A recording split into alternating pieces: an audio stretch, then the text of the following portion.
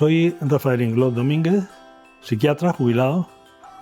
De mi trayectoria profesional destacaría que la suerte, el destino, como se le quiera llamar, me fue poniendo en todos y en cada uno de los frentes donde se decidía la transformación de la asistencia psiquiátrica en Canarias. Médicos que dejan huella. Un podcast del Colegio de Médicos de Las Palmas.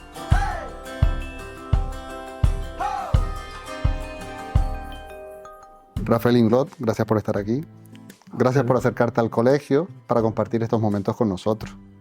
Es un placer contar con un destacado psiquiatra gran canario que participó de manera sustancial y activa en la reforma de la salud mental en Canarias, lo que justifica los reconocimientos que has tenido por parte de tu isla, tanto hijo predilecto de la ciudad de Las Palmas de Gran Canaria como can de las ciencias del Cabildo de Gran Canaria, entre otros. Tu vida escolar se desarrolla en un colegio cerca de aquí, los jesuitas, pero dejando atrás esa etapa, vamos a recuperar el momento en el que tienes que escoger, tienes que elegir tu futuro profesional. Entonces nos planteamos, ¿por qué Rafael estudia medicina? Bueno, es una pregunta difícil de contestar porque la vocación en realidad es el resultado de muchas influencias, la mayor parte de ellas aleatorias, incluso inconscientes. Entonces, yo quizás no pueda dar cuenta de todos los factores que influyeron en mi decisión de estudiar medicina. Sí puedo decir que en mi familia, que yo recuerde, que yo sepa, nunca hubo ningún médico. Hubo personas interesadas por la medicina y tal, pero no hubo médicos.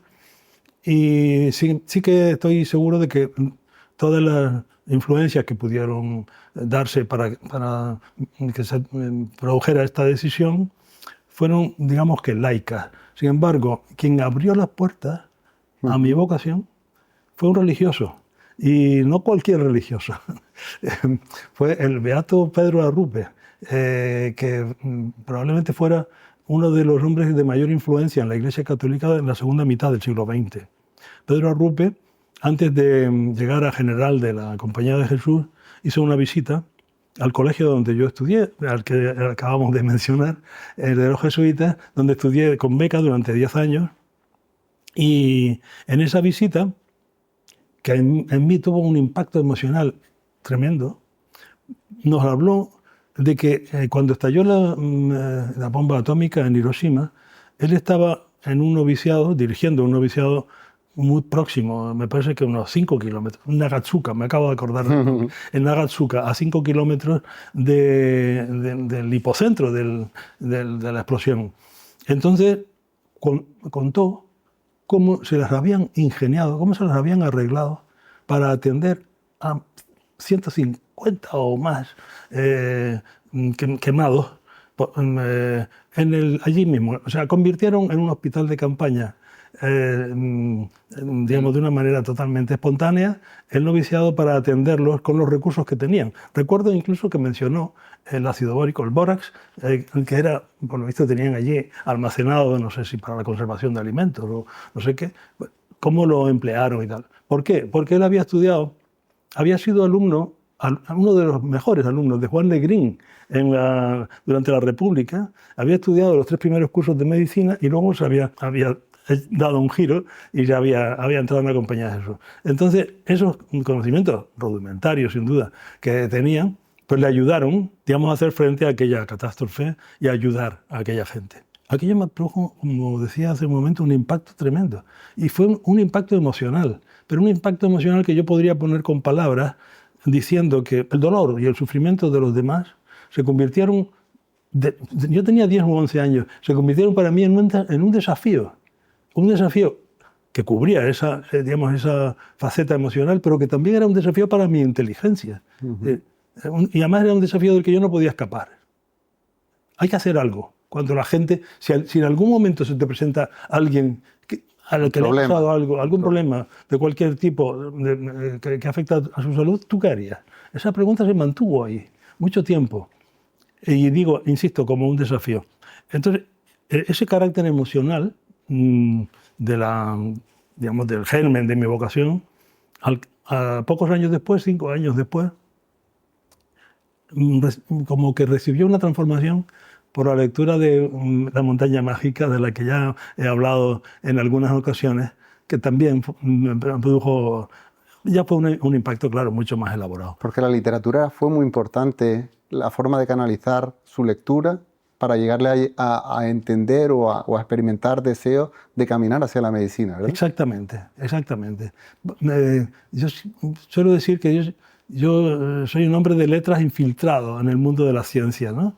Mi vocación por la medicina es como muy híbrida, muy, no sé cómo decirlo, espúrea, porque nunca tuve muy claro qué era lo que me movía o qué era lo que había debajo de ese interés por el ser humano, ¿no?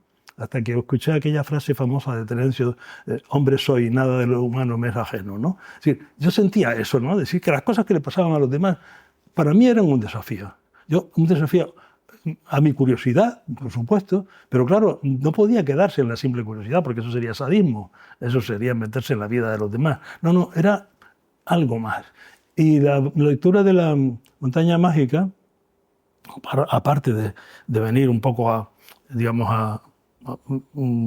satisfacer, no sé, ansias de otro tipo, más literario, como muy bien has dicho, también fue para mí como darle un sentido a esa curiosidad, a ese interés, a esa sensación de desafío.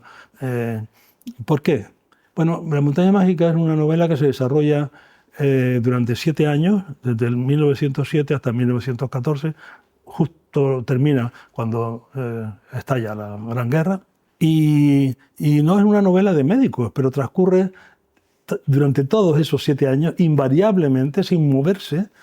Si fuera una película, diríamos que casi en un plano fijo, en un sanatorio de montaña. Pero un sanatorio que además después lo que va a hacer es que tus primeros pasos de tu especialidad, ya como psiquiatra, camines y te dirijas en un hospital.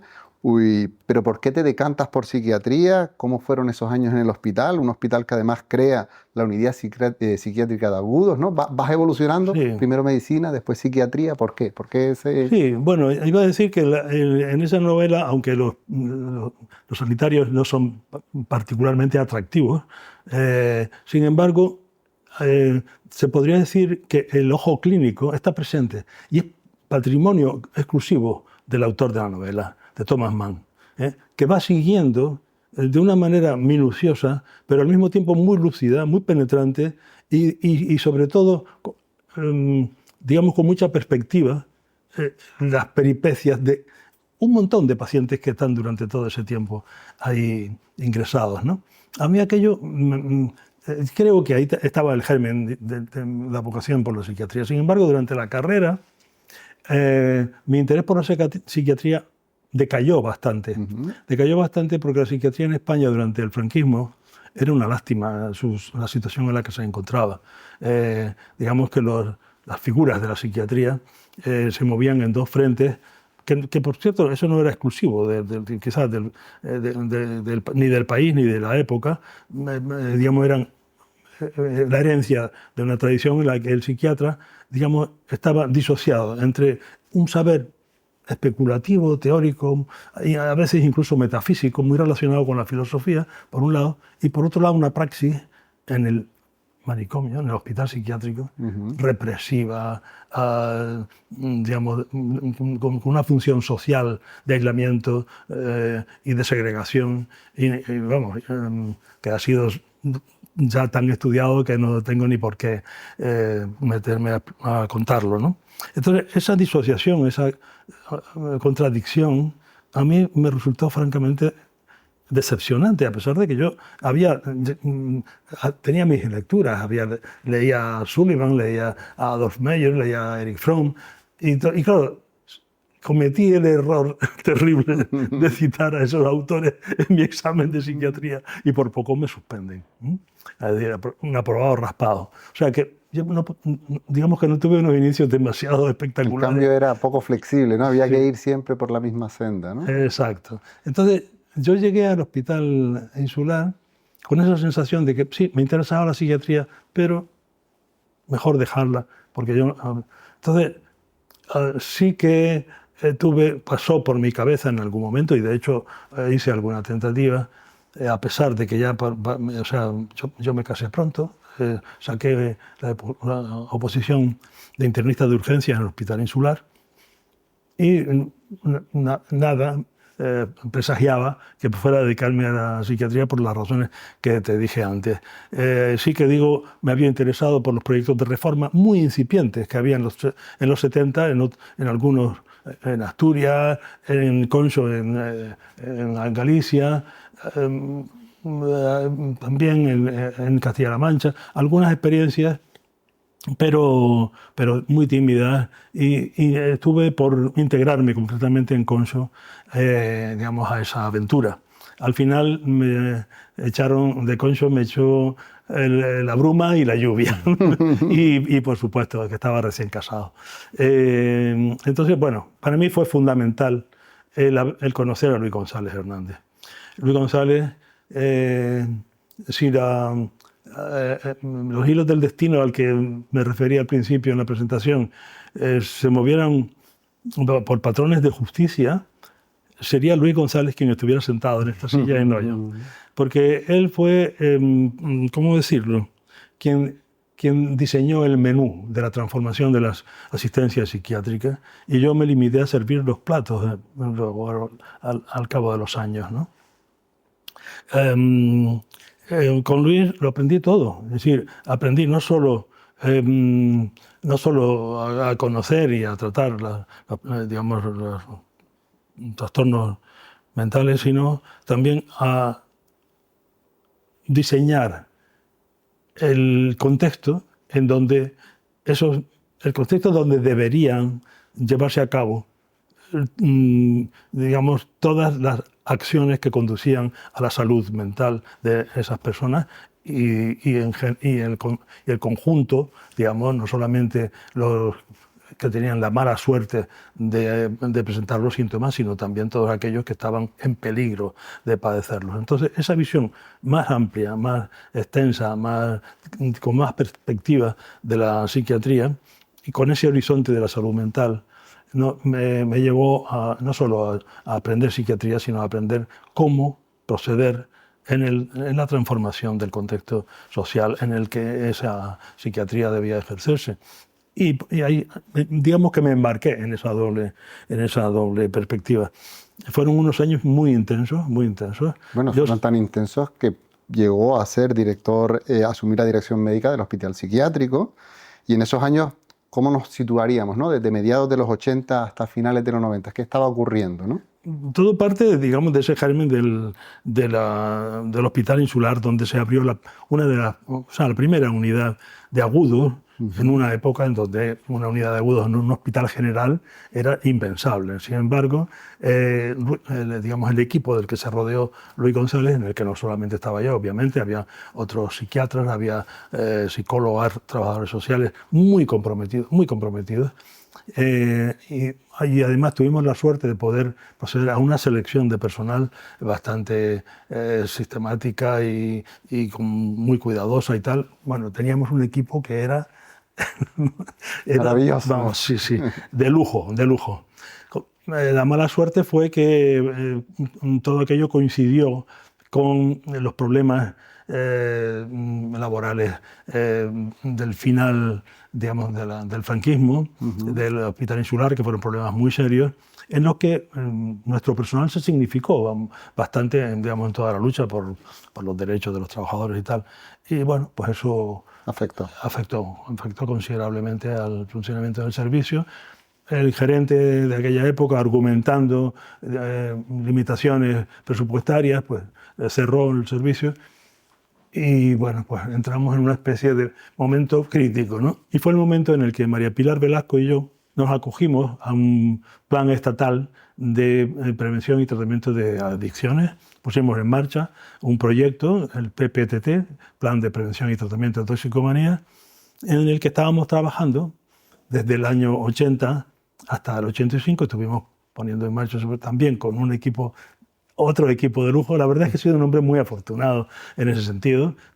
También un personal altamente preparado, muy bien seleccionado, y digamos que en un concierto con el Colegio Universitario de Medicina y con fondos estatales pusimos en marcha ese programa. Yo estaba en ese proyecto cuando me llaman del Cabildo de Gran Canaria para ofrecerme, para decirme que quieren hacer algo en el hospital psiquiátrico, que la situación era ya insostenible y querían proceder a un cambio. Yo, cuando me dijeron que habían pensado en mí, primero me sorprendí bastante. La persona que todo el mundo esperaba, yo el primero, y que pensábamos que era la idónea para ese lugar, era Luis González.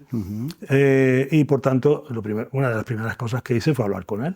Me han dicho esto, ¿qué opinas? ¡Hombre, qué bien! Va a ser una oportunidad extraordinaria, vas a tener todo el apoyo del mundo y tal. Bueno, efectivamente, por parte del equipo que en aquel momento estaba todavía en el Hospital Insular, Carmen González Noguera, que también luego sería el relevo de Luis González, pues todos ellos, digamos, que fueron partícipes de esta idea. También algunos psiquiatras que ya trabajaban en el hospital psiquiátrico. Yo jamás había puesto un pie solamente para asistir a un funeral de una tía abuela mía en el hospital psiquiátrico. Yo nunca más volví a poner un pie en un hospital psiquiátrico. Por tanto, era un novato y por tanto necesitaba, en fin, todos los apoyos del mundo. Pero bien recibidos en todo momento, o sea que es fantástico. Bueno, ese recibimiento costó. Sí. Mucho. Me gustaría hablar de eso también. Sí. Vale. Me costó, pero valió la pena. Pero bueno, en aquel momento había dos psiquiatras, Segundo Manchado y Fernando Zosaya, que digamos que eran de nuestra cuerda. Habían pertenecido al equipo en torno, digamos, a Luis González en el Hospital Insular. Me fui a hablar con ellos también, me reuní en casa de Fernando, por cierto, fallecido y muy llorado por nosotros. Y entonces, bueno, con esa ayuda, con la ayuda también del equipo del PPTT, María Pilar, las psiquiatras, los psicólogos y tal, pues con esos apoyos que eran más que nada, no sé cómo decirlo, amistosos, cordiales, porque realmente, salvo Segundo y Fernando, los demás, pues era desde fuera donde apoyaban. Entonces, me fui con dos condiciones a hablar con el presidente del Cabildo y le planteé esas dos condiciones, que eran, en primer lugar, que sacaran la plaza a concurso. Yo quería derribar cualquier sospecha que hubiera de influencia política. Mismas posibilidades para todos. Exacto, mismas posibilidades para todos. Yo no pertenecía a ningún partido político, pero sí que eran conscientes de que incluso dentro del hospital había gente con expectativas. Digo, bueno, pues hay que darle a todo el mundo esa oportunidad. Yo aquí ni siquiera sé por qué me han llamado, pero pues, hay otras personas que consideran que deberían haberlos llamado a ellos. Creo que se le debe dar esa oportunidad también. Se convocó efectivamente el concurso, me obtuve la plaza y la segunda condición era naturalmente digamos, cambios estructurales que requerían también no solamente proyectos de inversión, no muy costosos, porque las inversiones que yo quería, aunque yo pedía para el hospital psiquiátrico, eran mínimas, las suficientes para poder superarlo, no para poder mejorarlo, sino al contrario, para poder salir de allí despacio, tranquilamente, poco a poco, y haciendo, digamos, durante una década, una serie de transformaciones que yo traía ya, digamos, cultivadas de antes, ¿no? Pero digamos, de mi escuela inicial, ¿no? Era una praxis profesional en la cual yo trataba de prefigurar siempre, en cada paso que daba, prefigurar lo que vendría después y lo que era deseable como marco para nuestro trabajo. Así fue como, digamos, fuimos contratando personal adecuado, de manera que pudiéramos contar con una mayoría de personas dentro del propio hospital psiquiátrico que estuvieran, por lo menos, de acuerdo con el proyecto, que lo conocieran, que lo respetaran, por lo menos.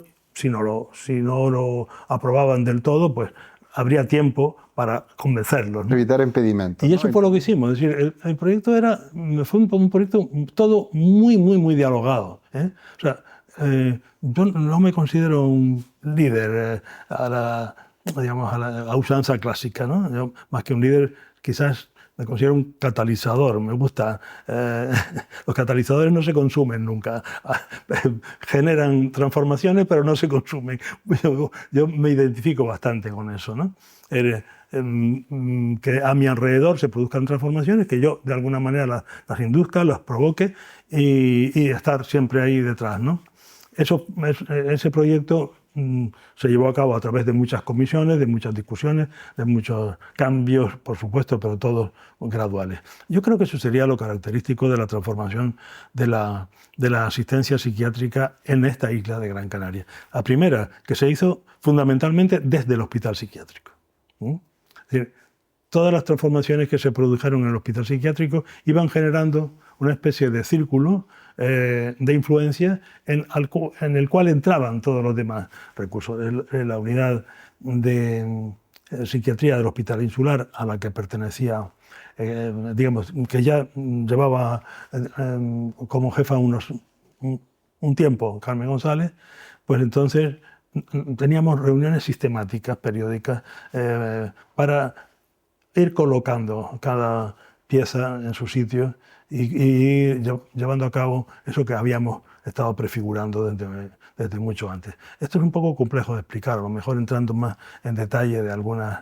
Claro, sobre todo porque entiendo que a nivel nacional irían a distintos ritmos, ¿no? Tendríamos que ir posicionando dónde nos encontrábamos a lo largo de todo el territorio español, pero habrá algunos rasgos diferenciadores, como comentas, que sí que nos harían decir, pues bueno, vamos en el buen camino, vamos en la buena senda, podemos estar liderando algunos tipos de aspectos determinados, ¿no? Destacaría, de los rasgos diferenciales, destacaría algo que tiene mucho que ver con la idiosincrasia de la sociedad canaria. Nuestra sociedad es muy integradora, aunque a veces nos parezca que no es así, que en todo esto de recibir al turista y tal, pura fachada, no, somos... O sea, hay una voluntad de integración bastante importante y muy, muy, muy llamativa, ¿eh? Ahora lo estamos viendo también con la integración de los inmigrantes. Pero en aquella época yo me llegué a sorprender favorablemente muchas veces, pero hubo una ocasión en la cual la respuesta de la sociedad canaria a mí me produjo verdadera emoción. Y no fue una ocasión agradable, ni mucho menos. Fue el peor momento de mi trayectoria profesional, probablemente, porque hubo un accidente en el hospital psiquiátrico. Hubo muchos accidentes. Anteriormente a la reforma había muertes, muertes de pacientes que se ahogaban con la contención durante la noche, porque estaban total y absolutamente, digamos, faltos de cuidado.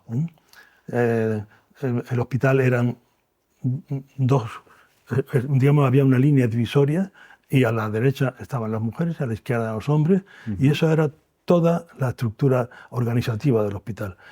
Los pabellones que llamaban generales, había más de cientos de personas hacinadas, que dormían en barracones que se cerraban por la noche, y los que se dejaban en el pasillo unos baldes para que los pacientes hicieran sus necesidades. Bueno. Imagínate cómo amanecían esos pacientes y el modo en que se procedía a su higiene, pues con mangueras. En unas condiciones. Con mangueras todos. O sea, hemos visto imágenes de los campos de concentración, pero los hospitales psiquiátricos no estaban muy lejos. No estaban nada lejos en absoluto, ¿verdad? Todo eso ocurría en el momento de iniciarse la reforma. Yo me quedaba por las tardes, todas las tardes me quedaba, y algunas noches aparecía por el hospital inesperadamente a ver qué me encontraba. Siempre me encontraba algo. Había pacientes atados a los árboles, por ejemplo. Cuando ya se suponía que estábamos transformando la asistencia psiquiátrica. Pero bueno, ese cambio tuvo que tener ventajas para los pacientes. Al cabo del tiempo se tuvieron que observar, tuvieron que acontecer sucesos que fueran significativos, ¿no? Sí, bueno, sí. Iba a contar, de todos modos, digamos, un momento difícil, muy difícil, que fue cuando se produjo un accidente. Uno de los pacientes que estaban en protocolos, nosotros naturalmente teníamos, con todas las dificultades que había, sobre todo estructurales, ¿no? Aquellas salas y aquellas paredes pintadas con pintura al óleo, bueno, hubo un incendio. Hubo un incendio en una de las habitaciones, un paciente que estaba en un protocolo de contención, de vigilancia, por agitación, me encendió un mechero y se provocó un incendio y este paciente se quemó. Se quemó la mano, tuvo secuelas y naturalmente se abrió un proceso porque la familia demandó. Yo en mi información al juez insistí en lo que me parecía que era fundamental en respecto a la causa de aquel accidente, y era que estábamos llevando a cabo una reforma en un lugar sensible, absolutamente inadmisible como lugar de tratamiento. Estábamos haciendo todo lo que podíamos para acondicionarlo, para hacer una asistencia transitoriamente, la mejor asistencia posible, y luego irnos a otros sitios donde realmente se pudiera atender como seres humanos a esas personas. Hice, digamos, esta descripción de los hechos y puse el énfasis en estos aspectos y no en posibles omisiones que pudiera haber habido del personal auxiliar. El hospital, esto fue un domingo por la mañana, el hospital solamente contaba con un médico para todo, para 600 pacientes y un enfermero, enfermero o enfermera en ese día, creo recordar, para la zona que nosotros habíamos delimitado para los agudos, porque es que, digamos, al principio ni siquiera existía eso. Pusimos en marcha esa unidad de agudos dentro del propio hospital. Bueno, pues ahí, que fue donde se provocó el incendio, en aquel momento, claro, no estaba la enfermera, obviamente tenía otras cosas que hacer. Los auxiliares,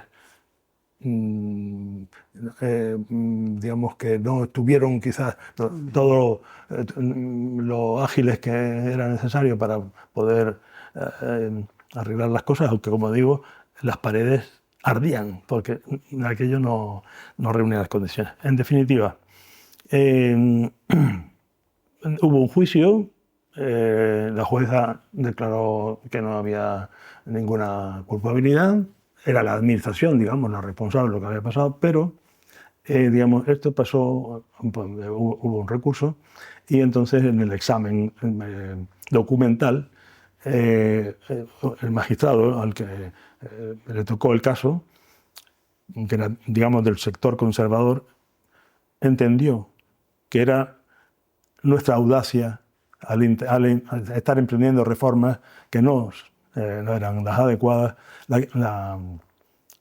digamos, la que había provocado aquello.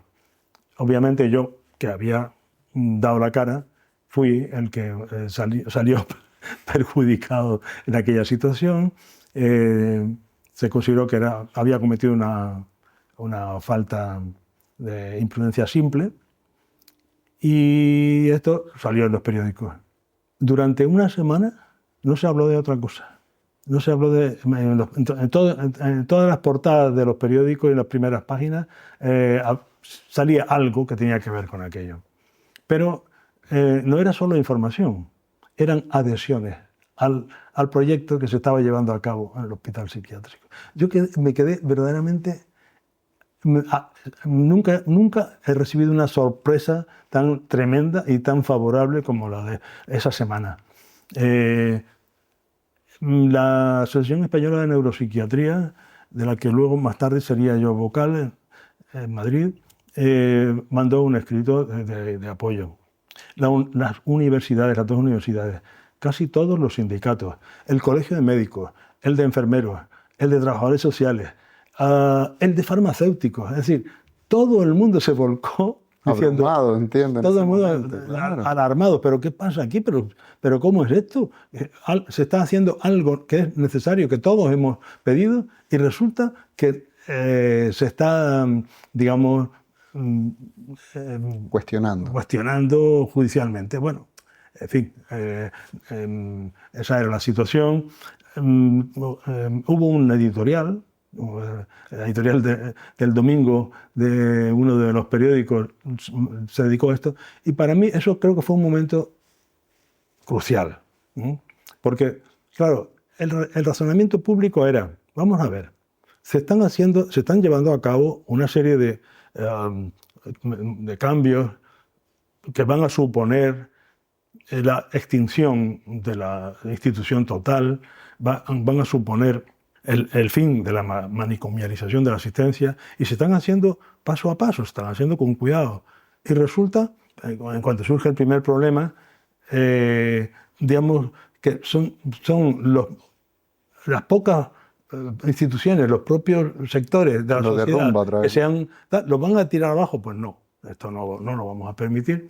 Y efectivamente no se permitió. Tanto no se permitió que esto tuvo una repercusión política bastante importante. Quienes estaban en aquel momento en el gobierno, que ya digamos que las transferencias sanitarias tuvieron lugar 3 años después, se sensibilizaron, creo que como no se han sensibilizado en otros lugares, y vieron claro que la salud mental era un objetivo importante para cualquier programa político, ¿no? Entonces, en esa parte que veníamos retomando, ¿no? Después de este pequeño inciso de esa mala situación, sí que veíamos el reflejo positivo a los pacientes. Todo ese trabajo, todo ese apoyo le permitiría volver a caminar en la senda del beneficiar al paciente, ¿no? Que era el objetivo último. Sí, eso se puede ilustrar con 2 viñetas. Una, la que te comentaba al principio, ¿no? Es decir, la situación en la que estaban los pacientes en el año 85, atados a los árboles, durmiendo en barracones y haciendo sus necesidades en el pasillo, y cómo han llegado a estar, no solamente en lo que se refiere, digamos, a servicios, prestación de atención psiquiátrica, sanitaria y psicosocial, sino sobre todo cómo están en lo que tiene que ver con su integración en la sociedad. Una de las mayores satisfacciones para mí en este momento es que exista una asociación, la Asociación Espiral, que es una asociación total y absolutamente autónoma de personas que han sufrido tratamiento psiquiátrico o que están en tratamiento psiquiátrico. Esa asociación tiene un órgano de difusión, tiene actividades bastante notorias, con mucha repercusión en la sociedad, y están siendo, creo que, muy favorablemente recibidos por la sociedad canaria. E incluso la puesta en marcha del programa insular de rehabilitación psicosocial y la creación de un consejo insular de rehabilitación psicosocial y de apoyo comunitario, entendía que todo iba en la senda de ir aumentando mejoras, ¿no? Claro, todo eso, digamos, fue parte de la... Digamos, hubo una primera parte que fue del 85 al 94, que cuando se produjeron las transferencias sanitarias, y luego ya esta sería la parte más... en fin, más bonita, digamos, en donde ya empezaron a surgir todos los servicios alternativos con los que estábamos soñando en los años 70, empezaron a surgir, y empezaron a surgir también nuevos liderazgos, como siempre ocurre en estos procesos, gente joven, con iniciativa, con imaginación, que promueve y dirige o está al frente de servicios ya totalmente integrados en la comunidad. El hospital psiquiátrico, por supuesto, todos sabemos que se cerró, pero se cerró no por empeño, como ocurrió, por ejemplo, en otras reformas, que era, digamos, el argumento que utilizó siempre la reacción para decir, cuidado, están poniendo los locos en la calle. No. Nosotros cerramos el hospital psiquiátrico cuando se pudo cerrar, cuando ya los pacientes ya habían ido con los recursos correspondientes a otros lugares. No dejamos a nadie en la calle, o por lo menos intentamos no dejar a nadie en la calle, pero en conjunto yo creo que el proceso se hizo con mucho tiento, ¿no? Bueno, dentro de ya con su bagaje profesional, al cabo de los años, existen dos momentos en la carrera profesional tuya que has estado vinculado siempre al campo de la drogodependencia. E incluso uno de ellos fueron 12 años dirigiendo el programa PAIME del Colegio de Médicos de Las Palmas. Sí, así es. ¿Qué te atrae en concreto de este ámbito de estudio para dedicar tanto esfuerzo? Bien, no es un ámbito que yo haya elegido. En realidad ha surgido la oportunidad en dos ocasiones, efectivamente. La primera fue con lo que ya mencioné del PPTT. Y ahí esa experiencia para mí fue extraordinariamente interesante por una razón. Y es que pusimos en marcha ese programa cuando la gran eclosión de las adicciones, cuando las sustancias psicoactivas tenían un protagonismo importante asociado a la contracultura, etc., ¿no? Eran muchísimos los jóvenes y adolescentes que se iniciaban en el consumo de sustancias muy peligrosas, y vimos a mucha gente de edades bastante cortas, ¿no? Entre los 15 y los 20 años, muchos pacientes. Nos abrió mucho los ojos respecto, no tanto a las adicciones, como respecto a la psicosis, al inicio de la psicosis. La mayor parte, o una buena parte, de los pacientes que asistían tenían que ser sometidos a un diagnóstico diferencial para asegurarnos de que no fueran psicóticos, y muchos de ellos lo eran.